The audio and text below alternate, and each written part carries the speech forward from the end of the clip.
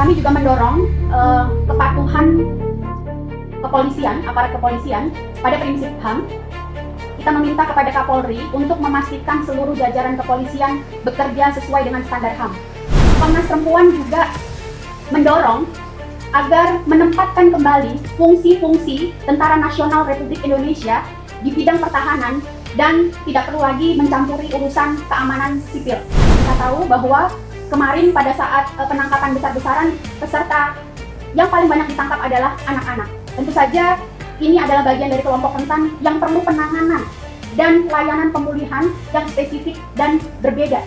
Pasca ada insiden pembunuhan Afan Kurniawan itu yang kemudian memicu status mereka, story mereka yang kemudian dinilai provokatif, dinilai sebagai menghasut dan mengajak anak-anak untuk melakukan aksi-aksi yang destruktif. Pertama-tama Komnas Perempuan menyampaikan duka cita yang mendalam ya kepada keluarga korban, khususnya 10 korban yang meninggal dunia akibat dari rangkaian kekerasan, baik yang berdampak secara langsung atau tidak langsung kepada mereka yang meninggal dunia.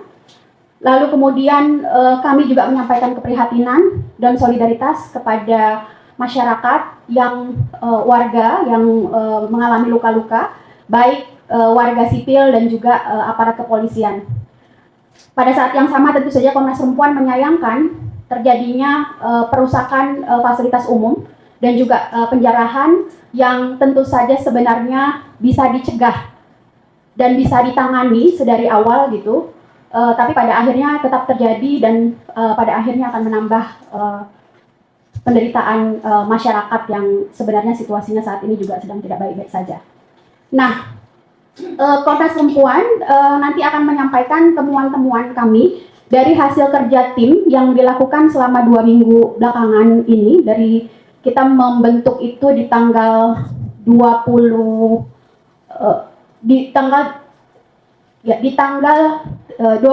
ya, sampai kemudian pada hari ini kami melakukan banyak hal.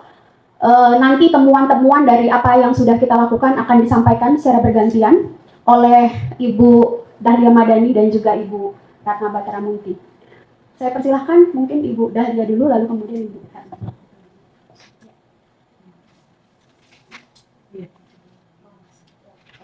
Baik, selamat siang semuanya, salam Indonesia yang bineka. Yang pertama, saya lanjutkan dari informasi umum bahwa Komnas Perempuan melakukan langkah penyikapan untuk pembentukan tim respon cepat itu dalam kerangka mendorong pelaksanaan tanggung jawab HAM yang dimandatkan oleh konstitusi sebagai perintah tertinggi dasar hukum negara Republik Indonesia, yaitu konteks bagaimana negara melakukan akuntabilitas dan prioritas pemenuhan HAM serta perilaku yang juga berdasarkan pada prinsip-prinsip HAM. Yang pertama, Komnas Perempuan menemukan temuan sementara mengindikasikan adanya pola berulang berupa penggunaan kekuasaan yang berlebihan, penangkapan sewenang-wenang, serta adanya intimidasi termasuk yang secara khusus menyasar pada perempuan terkait dengan kekerasan berbasis gender. Perempuan yang ditangkap menghadapi stigma dan kesulitan memperoleh pendampingan. Juga kami mendapatkan adanya penyebaran hoaks kekerasan seksual yang digunakan sebagai alat teror untuk menciptakan ketakutan di ruang publik dan juga membungkam suara perempuan. Hal ini kami temukan di beberapa daerah di mana perempuan-perempuan pada saat aksi juga mengalami intimidasi dan juga ancaman-ancaman terkait dengan yang berbasis gender dan rasis. Komnas Perempuan juga menyampaikan bahwa meskipun di dalam situasi yang krisis dan unjuk rasa yang masif di berbagai daerah, ada peran-peran yang dimainkan oleh gerakan masyarakat sipil terutama perempuan dalam menyuarakan perdamaian, bahwa advokasi atau suara yang disampaikan oleh perempuan dilakukan secara damai dan dipimpin oleh dengan kepemimpinan perempuan dengan melakukan langkah-langkah dialog secara damai kepada pemerintah daerah maupun lembaga-lembaga terkait. Oleh karenanya Komnas Perempuan mengapresiasi unjuk rasa dan kepemimpinan perempuan dalam berbagai hal, baik yang dilakukan oleh perempuan sebagai mahasiswa, perempuan sebagai pekerja, ibu-ibu penyokong logistik maupun perempuan pembela HAM. Oleh karenanya sebelum kami membacakan 12 rekomendasi yang disampaikan, didesak oleh Komnas Perempuan untuk lembaga negara, ada temuan-temuan kunci yang kami dapat sampaikan. Di dalam temuan ini nanti juga akan disampaikan oleh Ibu Ratna. Yang pertama, penangkapan dan penahanan perempuan dan anak perempuan, yaitu 3 perempuan ditangkap pada 30 Agustus di Polda Jateng dan kemudian dibebaskan pada 31 Agustus. 2 perempuan, 1 anak dewasa dan 1 dewasa ditahan di Polres Jakarta Utara pada 31 Agustus dan dibebaskan 1 September. 1 anak perempuan ditahan di Polda Metro Jaya dibebaskan pada 28 Agustus. Kasus penangkapan ini disertai dengan kekerasan terhadap anak perempuan di Polres Banyumas, namun sudah dibebaskan. 1 perempuan inisial L ditahan di Bareskrim Polri, dikenai pasal dengan pasal berlapis, diantaranya adalah menggunakan undang-undang elektronik dan pasal KUHP serta undang-undang maksud saya juga dengan KUHP. 1 perempuan inisial F juga dikenakan sangkaan melanggar pasal berlapis, yaitu Undang-Undang ITE dan KUHP serta Undang-Undang Perlindungan Anak. 1 perempuan inisial G disangkakan dengan pasal berlapis, yaitu Undang-Undang ITE dan Undang-Undang pasal 161 KUHP. Situasi perempuan yang ditangkap dan diamankan unjuk rasa, yang pertama, mereka bukanlah peserta aksi yang sengaja mengikuti aksi unjuk rasa atau demonstrasi dan juga berniat untuk menonton dan tidak terlibat langsung dalam unjuk rasa itu. Yang kedua, temuan yang kami temukan adalah keterbatasan penyidik tidak sebanding dengan jumlah orang yang ditangkap sehingga proses pemeriksaan memakan waktu yang lama. Di Polda Jateng, kepolisian berkoordinasi dengan Dinas PPA untuk penangkapan perempuan, dan kami temukan juga ada stigma pada perempuan yang ditangkap karena stigma dianggap perempuan yang keluar di malam hari dianggap perempuan yang tidak baik-baik. Kami juga menemukan pada situasi perempuan yang berhadapan dengan hukum yang ditangkap dan ditahan di luar unjuk rasa. Antara lain 3 perempuan berhadapan dengan hukum ditangkap langsung di rumah mereka tanpa pemanggilan dan pemeriksaan terlebih dahulu. Situasi yang mereka alami sangat terpukul dan mental mereka dan juga mengalami trauma karena penyikapan mereka pada media sosial sebagai suatu ungkapan keresahan mereka dalam situasi yang mereka sebagai warga negara. 1 perempuan berhadapan dengan hukum dalam situasi rentan juga menikah dengan usia anak yang baru pindah ke Jakarta dan mengalami relasi ketergantungan dengan suami sehingga tidak memiliki pengetahuan sekali tentang hukum dan dituduhkan padanya soal ITE ini. Kondisi-kondisi seorang PBH ini juga yang perempuan yang penting dipertimbangkan bahwa salah satu PBH-nya mempunyai anak balita yang masih menyusui dan juga adanya ancaman-ancaman doxing terhadap 1 perempuan termasuk keamanan keluarganya. Namun kami juga mencatat 3 PBH ini juga punya kuasa hukum. Silakan Mbak Ratna. Saya lanjutkan.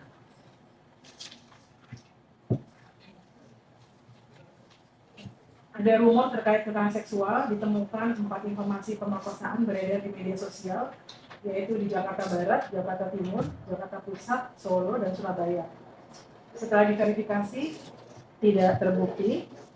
Komnas Perempuan menilai ini sebagai bentuk teror untuk menebar ketakutan dan memicu trauma kolektif atas tragedi Mei tahun 1998. Kemudian terdapat kekerasan berbasis gender dan seksisme, kekerasan fisik pada perempuan peserta aksi, pelecehan verbal, komentar seksis, serta ujaran kebencian bernuansa rasial yang terjadi di Maluku Utara, Lampung, Mataram, Jakarta, Surabaya, Bandung, dan Palembang.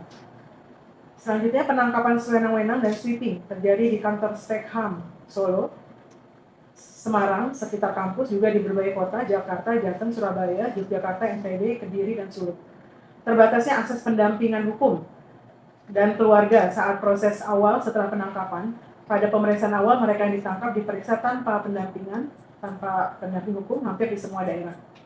Disinformasi dan pembatasan informasi. Muncul isu sniper dan penembakan acak di NTB yang menimbulkan kepanikan di kalangan murid dan orang tua. Kemudian ada pemblokiran internet dan berbagai titik aksi, Jakarta, Sulut, Aceh, Kalteng. Kemudian ada dampak berlapis pada kelompok rentan. penyandang disabilitas, dan lansia menghadapi ketakutan tinggi dengan minim perlindungan. Terjadi penangkapan sewenang-wenang dilakukan pada pembela HAM dan pengelola akun media sosial yang aktif menyuarakan isu sosial. Terdapat pola-pola sistematis yang terungkap. 1. Penggunaan kekuatan berlebihan, gas air mata, water cannon, peluru karet, pemukulan, dan pengeroyokan. Penangkapan sewenang-wenang dilakukan kepada perorangan dan secara massal. Ratusan orang, termasuk anak-anak dan pelajar, ditangkap tanpa prosedur hukum dan dengan akses hukum terbatas. Kekerasan berbasis gender terhadap perempuan, ada pelecehan, seksisme, ujaran bernuansa rasial, dan intimidasi di ruang publik maupun digital. Lalu pola selanjutnya adalah teror berbasis hoax seksual, penyebaran rumor pemerkosaan untuk membungkam perempuan dan menciptakan ketakutan kolektif.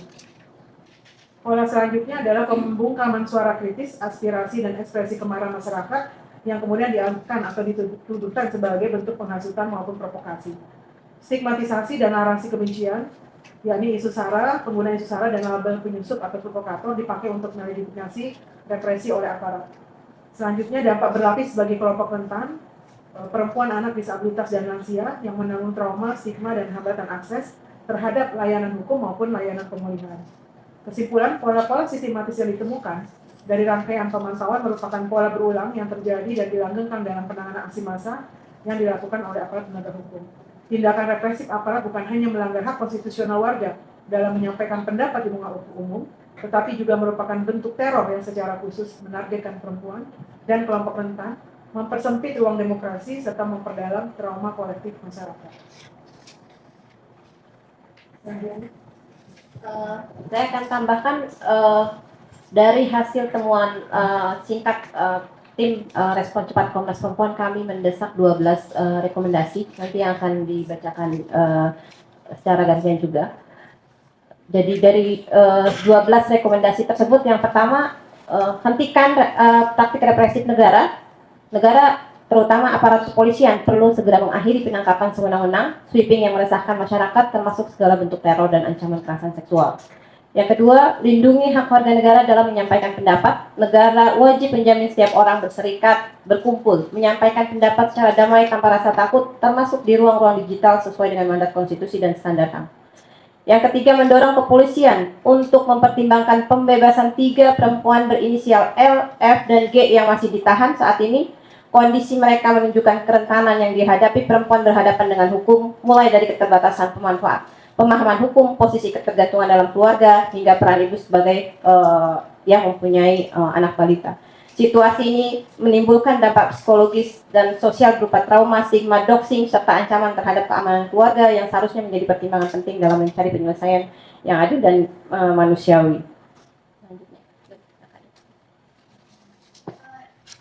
Desakan kami berikutnya terkait dengan jaminan atas hak informasi. Jadi Komnas Perempuan juga mendesak akses publik terhadap informasi harus dijamin tanpa ada pembatasan akses internet dan sosial media, karena satu hal yang menjadi temuan kami di titik-titik di mana aksi unjuk rasa itu terjadi, ada temuan di beberapa daerah di mana akses internetnya mati ya, terbatas, sehingga informasi tidak bisa, perkembangan situasi tidak bisa dilaporkan secara lebih leluasa. Dan yang berikutnya juga, jika terjadi hal-hal kekerasan, pelecehan, khususnya untuk konteks perempuan yang terlibat dalam aksi-aksi menyampaikan pendapat, itu menambah kerentanan mereka.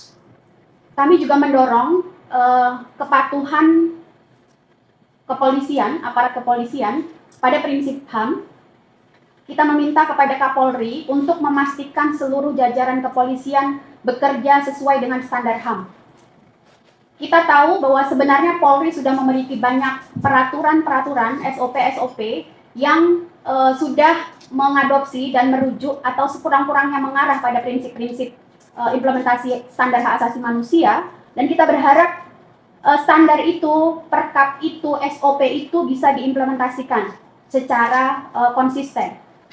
Berikutnya, Komnas Perempuan juga mendorong agar menempatkan kembali fungsi-fungsi Tentara Nasional Republik Indonesia di bidang pertahanan dan tidak perlu lagi mencampuri urusan keamanan sipil. Kita serahkan, kita percayakan sepenuhnya itu kepada kepolisian. untuk mereformasi, memperbaiki, dan menangani persoalan keamanan sipil. Lalu hal lain yang juga menjadi sorotan dan desakan Komnas Perempuan adalah perlindungan terhadap pembela HAM. Kami melihat bahwa saat ini beberapa pembela HAM ditangkap dan ditahan, dan kita meminta untuk pembebasan dan menghentikan kriminalisasi mereka, termasuk juga perempuan pembela HAM yang tuduhannya adalah sebenarnya bagian dari hak mereka untuk menyampaikan aspirasi, menyampaikan pendapat, menyampaikan kritik sosial terhadap pemerintah, terhadap situasi sosial kita saat ini gitu, tapi kemudian diarahkan dan dituduh untuk penghasutan atau provokasi. Komnas Perempuan juga mendesak ada mekanisme pemulihan yang berpusat pada korban, di mana negara wajib menyediakan layanan pemulihan untuk khususnya perempuan, anak, dan kelompok rentan yang terdampak dari rangkaian peristiwa kekerasan yang terjadi dalam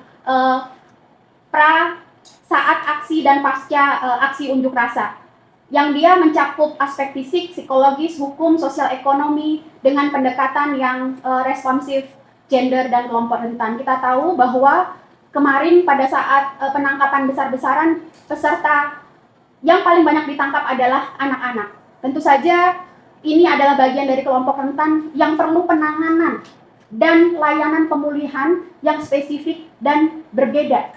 Tidak bisa didekati secara umum. Ini menjadi juga perhatian bagi Komnas Perempuan. Berikutnya, perkuat akuntabilitas dan transparansi. Komnas Perempuan mendorong pembentukan tim independen untuk menyelidiki dugaan pelanggaran HAM, termasuk kekerasan berbasis gender terhadap perempuan, dan jaminan hasilnya ditindaklanjuti dengan memastikan bahwa hasilnya ditindaklanjuti dan terbuka. Di sini juga nanti kami akan mengundang kawan-kawan ya untuk setelah ini konferensi pers di Komnas HAM. Ini konferensi pers bersama Lembaga Nasional Hak Asasi Manusia yang akan menyampaikan pembentukan tim independen Lembaga Nasional HAM di Indonesia untuk pencarian fakta atas peristiwa kekerasan dalam rangkaian kekerasan dalam unjuk rasa di Agustus dan September ini. Yang berikutnya akan dilanjutkan oleh Mbak Ratna.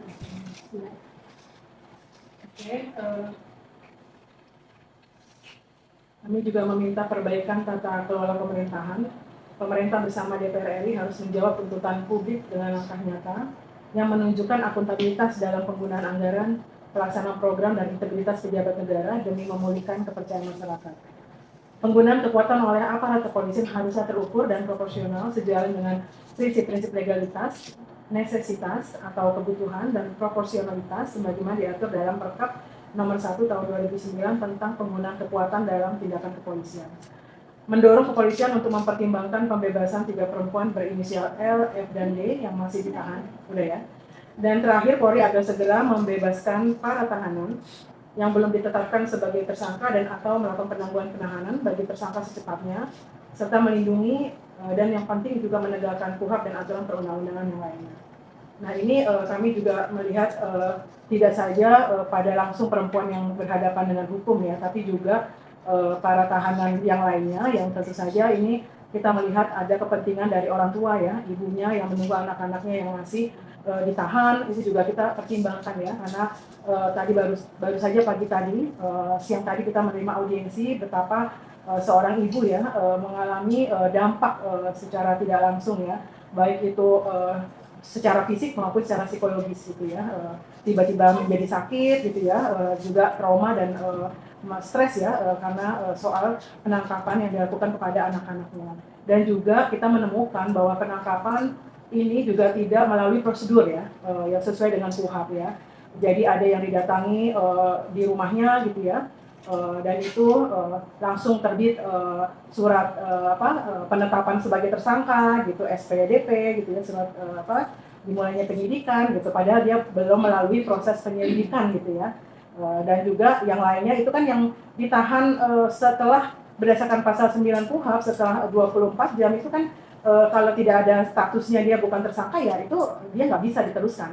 alasan bahwa minim SDM kepolisian itu nggak bisa gitu ya membenarkan pelanggaran terhadap KUHP gitu, pasal 19 KUHP, lalu juga pelanggaran terhadap pasal 54 dan 56 KUHP bahwa mulai dari penangkapan apalagi penahanan itu mereka itu harus didampingi oleh kuasa hukum, pendamping hukum gitu, nggak bisa dengan alasan oh ini kan masih di asesmen gitu ya.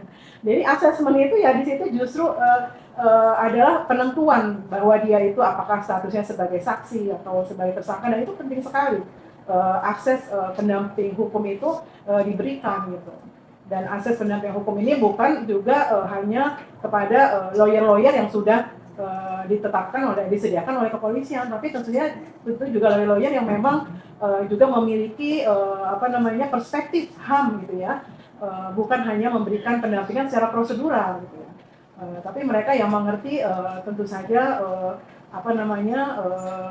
isu-isu HAM gitu ya, dan juga ya tentu saja berpihak ya pada kliennya ya, pada mitranya.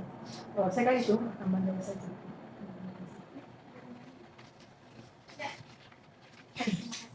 Ya, sementara itu poin-poin temuan dan desakan yang Komnas Perempuan kumpulkan dari hasil kerja-kerja kami selama 2 minggu ini di tim respon cepat. Memang secara spesifik tentu saja Komnas lingkup yang dipantau dan dipastikan oleh Komnas Perempuan itu berdasarkan pada mandat spesifik kami ya, untuk upaya-upaya penghapusan segala bentuk kekerasan terhadap perempuan dan pemajuan hak asasi perempuan. Apakah ada pertanyaan, respon dari kawan-kawan jurnalis? Ya. Izin duduk, Bu. Perkenalkan, nama saya Janah dari media NU Online. Ya, jadi saya ingin menanyakan ini, Bu, kan korban ini kan perempuan, ada yang ditangkap oleh aparat kepolisian, kan ada yang masih statusnya pelajar gitu ya. Nah, bagaimana gitu edukasi atau pendidikan yang tepat tuh bagi pelajar dapat menyampaikan aspirasi kepada pemerintah secara aman, karena kan tadi juga Ibu sudah menjelaskan bahwa banyak anak-anak yang ditangkap terus juga melewati SOP-nya juga tidak sesuai. Nah, itu bagaimana gitu supaya anak-anak ini bisa menyampaikan aspirasinya. Terima kasih. Ada yang lain?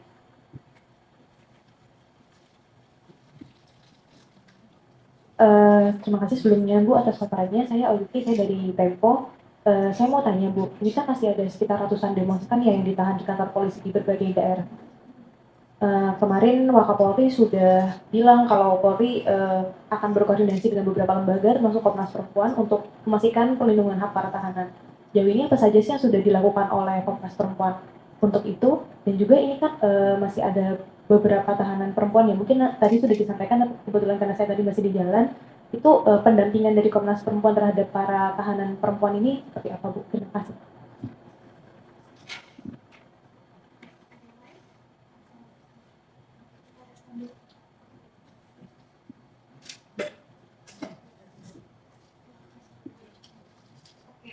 Mungkin saya merespon, nanti akan ditambahkan oleh Pak Ratna dan Kak Dea. Yang pertama mungkin saya menjawab pertanyaan yang terakhir dulu ya. Dari Kak siapa? Oyuki dari Tempo.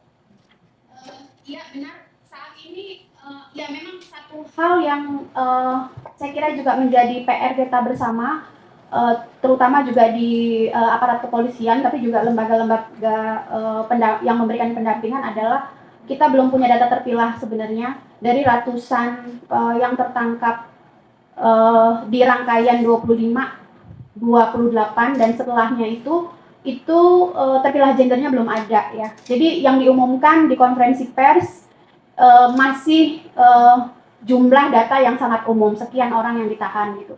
Nah, Komnas Perempuan saat ini memang masih terus melakukan verifikasi untuk memastikan sebenarnya berapa jumlah perempuan yang tertangkap dan sudah dilepaskan dan juga yang ditahan. Sejauh ini memang informasi yang data sementara kami secara resmi sudah bersurat kepada Mabes Polri untuk meminta data resmi dari Mabes Polri, data terpilah terkait dengan penangkapan dan penahanan yang terpilah gender ya, sehingga kita bisa mengetahui berapa jumlah perempuannya. Kalau sementara ini data yang sudah dikumpulkan oleh Komnas Perempuan, kami menerima ini berbasis pada pengaduan yang masuk ke Komnas Perempuan dan juga kerjasama kami dengan mitra Komnas Perempuan, karena Komnas Perempuan banyak bermitra dengan lembaga-lembaga layanan dan organisasi-organisasi perempuan di banyak daerah, sehingga informasi-informasi lapangan di daerah-daerah kita dapatkan first hand dari mereka ya, yang juga terlibat dan mendampingi mereka yang ditangkap. Di Jawa Tengah ada 3 perempuan mahasiswi yang ditangkap, yang itu adalah korban penangkapan sewenang-wenang. Kalau polisi bilangnya salah tangkap ya. Kalau kami menyebutnya pakai term penangkapan sewenang-wenang gitu, yang sebenarnya tidak intensi untuk mengikuti aksi massa pada hari itu, aksi demonstrasi gitu, tapi kemudian ditangkap dan kemudian sempat ditahan selama beberapa jam, baru kemudian di hari berikutnya beberapa jam ya, karena itu tengah malam dilepaskan. Lalu kita juga mendapat informasi ada 2, satu perempuan dewasa dan 1 anak perempuan di Polres Jakarta Utara, yang juga sebelum kurang dari 24 jam juga sudah dibebaskan. Lalu ada 1 di Polda Metro Jaya pada di puncak aksi itu, tapi juga langsung dibebaskan, itu usia anak perempuan. Lalu kemudian ada 1, kita mendapat laporan lagi di Polres Banyumas, Jawa Tengah, 1 anak perempuan, tapi juga langsung dibebaskan, kurang dari 24 jam langsung dibebaskan. Dan yang terakhir yang juga menjadi pantauan dan concern Komnas Perempuan adalah 3 perempuan yang saat ini 1 ditahan di Barreskrim Polri di Direktorat Siber, dan 2 di Polda Metro Jaya di Kamnek dan di Jastrans ya. Nah, ini 3 yang terakhir ini memang tidak terkait langsung atau tidak terlibat langsung atau tidak ada dalam rangkaian aksi-aksi unjuk rasa yang dilakukan, tapi mereka 3 yang terakhir ditangkap dan disangkakan dengan salah satunya berlapis ya, tapi salah satunya dengan undang-undang ITE ini.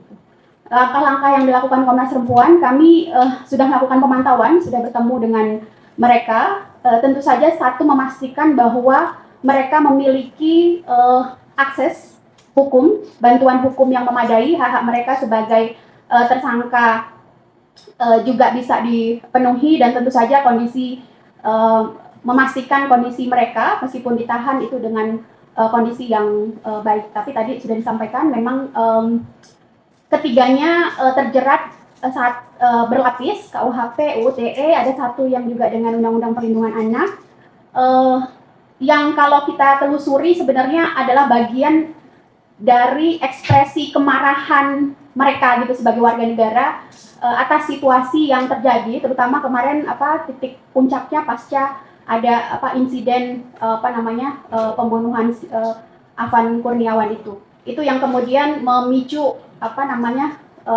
status mereka, story mereka yang kemudian dinilai provokatif, dinilai sebagai menghasut dan mengajak anak-anak untuk melakukan aksi-aksi yang destruktif gitu.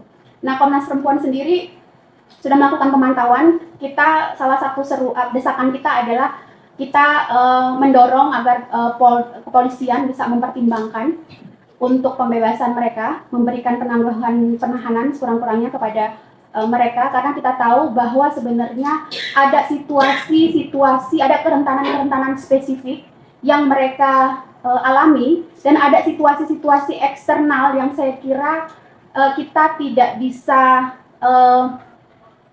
samaratakan ya dengan tindakan-tindakan pelanggaran undang-undang ITE pada umumnya gitu. Karena situasi pada saat itu di hari-hari tersebut, situasi eskalasi emosional kita sebagai bangsa ya, sebagai warga negara itu sangat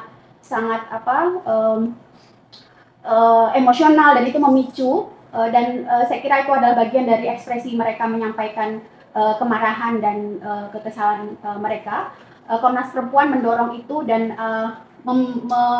mendorong agar kepolisian mempertimbangkan situasi-situasi mereka, karena kita juga melihat ada satu yang harus terpisah dari anaknya yang masih menyusui, ada satu perempuan yang pemahaman hukumnya kami sampaikan yang ketika kami jumpai itu tidak bahkan dia tidak tahu pasal yang disangkakan kepada dia gitu. Karena ternyata HP-nya itu yang memakai adalah suaminya.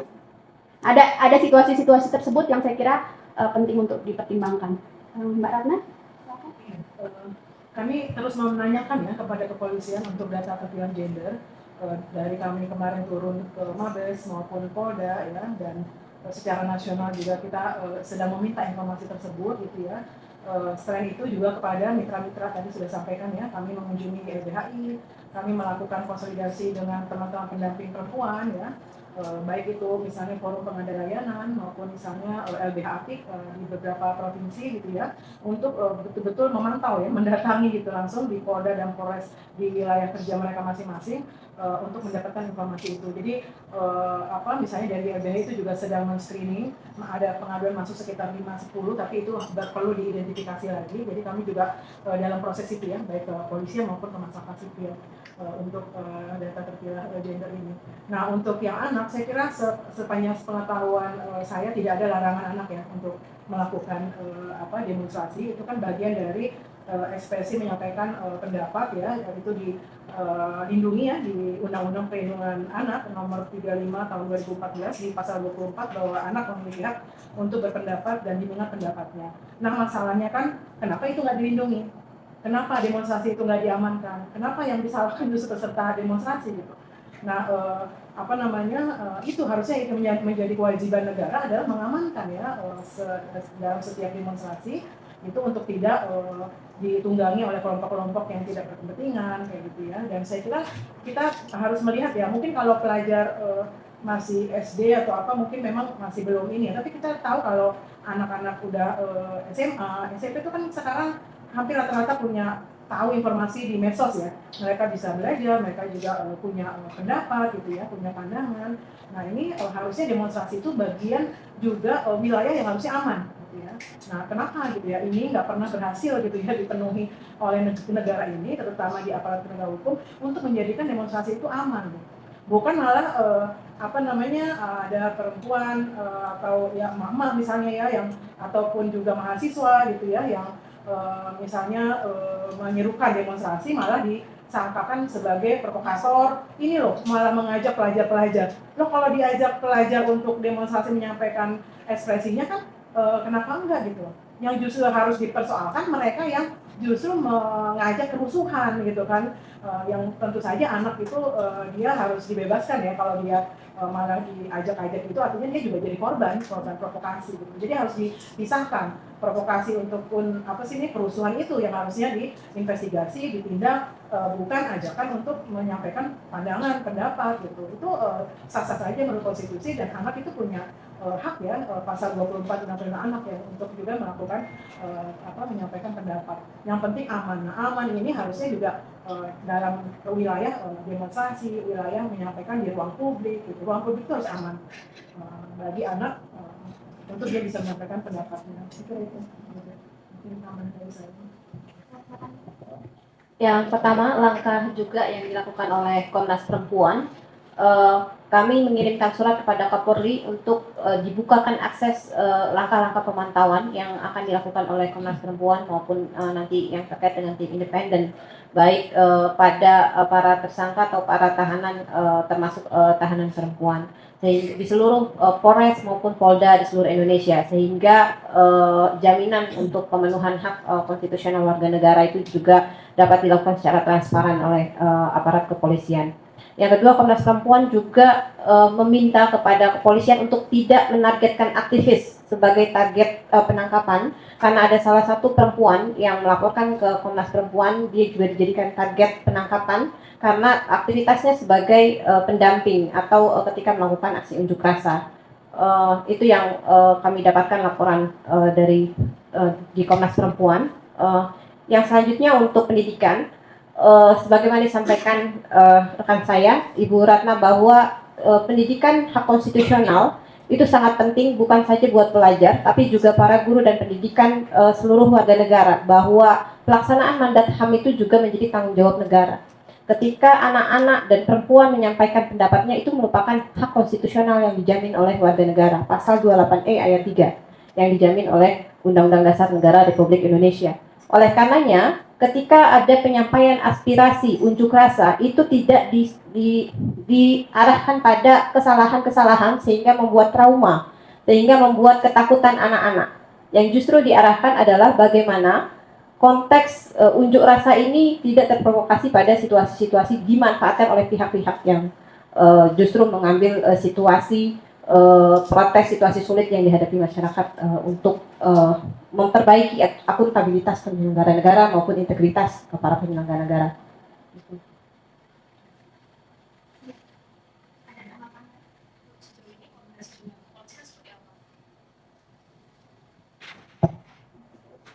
Ya, sebenarnya Komnas Perempuan sebenarnya ya terus berkoordinasi, utamanya dalam upaya tadi ya memantau situasi. Pertama, memastikan dulu sebenarnya data perempuan yang ditangkap dan ditahan itu berapa, karena sampai hari ini kita belum mendapatkan informasi yang clear terkait ini di seluruh polda-polda dan polres yang ada di Indonesia. Ini yang pertama yang kita lakukan. Lalu yang kedua, kita sekurang-kurangnya memastikan bahwa perempuan-perempuan yang saat ini ditahan bisa mendapatkan hak-haknya dan diperlakukan sesuai dengan hak-hak mereka. Di situ kami berkoordinasi secara cukup intensif dengan kepolisian untuk memastikan hal tersebut. Dan juga hal lain juga kami menerima pengaduan juga ya dari keluarga perempuan yang saat ini ditahan dan sudah jadi tersangka. Mungkin tambahan sedikit, sejak awal kami sudah mengirimkan surat ya langsung ke Kapolri dengan tembusan ke polda-polda seluruh Indonesia untuk mendapatkan akses kepada polda maupun polres di mana di situ ada ditahan ya, terutama perempuan dan anak-anak. Nah kemudian kita juga mengirimkan untuk meminta data juga, dan bahkan ketika kita turun lapangan itu perlu ada surat khusus ya kita siapkan juga. Ketika harusnya kan dengan surat Kapolri itu udah cukup ya, tapi ternyata nggak mudah juga ya. Kemarin Selasa kami datangin Polda Metro Jaya, nggak bisa, harus ada suratnya khususnya, kita bikin juga. Jadi ya kita juga saya kira dulu sebelumnya kita juga sudah akan melakukan pertemuan dengan Kapolri, tapi itu sempat tertunda. Nah kita akan laksanakan lagi rencana untuk pertemuan dengan Kapolri seperti itu. Itu memang waktu itu kita sudah diagendakan tanggal 14 ya, tapi lalu ditunda oleh mereka. Lalu waktu itu Kapolri mau datang langsung ke sini, kita bilang ini situasinya masih seperti ini, ternyata memang nggak jadi karena situasi seperti ini. Nah kita dalam waktu dekat juga akan melanjutkan lagi pertemuan langsung dengan Kapolri yang memang sebelumnya sudah diagendakan, karena kita juga punya MOU ya, kita juga punya MOU dengan Kapolri ya. Nah itu akan kita manfaatkan. Semoga 2022 ya. Nah, jadi MOU kita di tahun 2012 sampai 2027 ada MOU.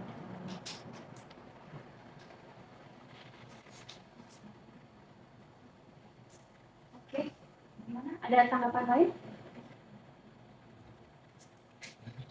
Oke, kalau tidak ada, mungkin kita bisa akhiri. Dan sekali lagi kami mengundang kawan-kawan jurnalis untuk bergeser ke sebelah, ke Komnas HAM, karena kita akan melanjutkan konferensi pers bersama antar lembaga nasional HAM untuk pembentukan tim independen bersama LNHAM, pencarian fakta peristiwa unjuk rasa dan rangkaian kekerasan yang ada di dalamnya. Baik, jika demikian terima kasih. Selamat siang dan salam Indonesia yang bineka. Baik, terima kasih Ibu Dahlia, Ibu Ratna, dan Ibu Yuni atas penyampaiannya. Terima kasih juga saya sampaikan kepada rekan-rekan media dan mitra Komnas Perempuan yang telah hadir di kantor Komnas Perempuan maupun melalui ruang Zoom atau YouTube Komnas Perempuan. Semoga dengan adanya konferensi pers, temuan, dan laporan,